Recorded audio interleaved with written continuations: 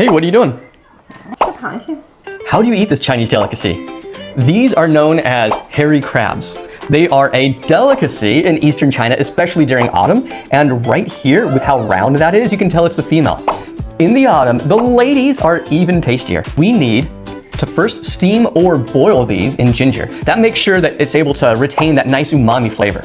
On top of that, you can also have this delicious sauce right here, which is very simple, made of vinegar and diced ginger. All right, let's crack in. First step is to open up right down here. All this stuff right here, these are the intestines. You don't eat it. No, no, no, no. Next is the lid, the top part of the crab. You can put your thumb right here and then just lift right out. So all that orange stuff inside, those are the little eggs, the crab roe. These things right here, do not eat them, just peel them off. The next step is to crack this in half. Next, we're going to crack this open. You're going to put your thumbs right here and then break. Inside will be a white hexagon. In the middle of the hexagon is the heart. According to Chinese beliefs, if you eat the heart, it will bring you coldness all year. All right, open. There's the heart right there. Do not eat it. Bum, bum, bum, bum, bum, bum. The body, you just dip it straight in.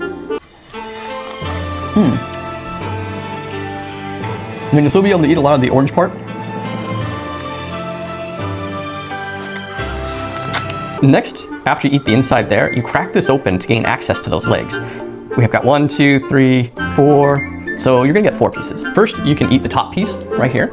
Dip it inside the sauce. There's gonna be a few spots to cut.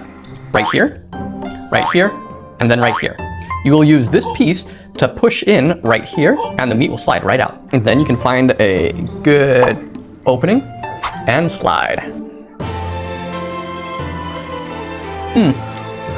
Perfect. Chinese philosophy is based on the yin and the yang. We all know that, black and the white.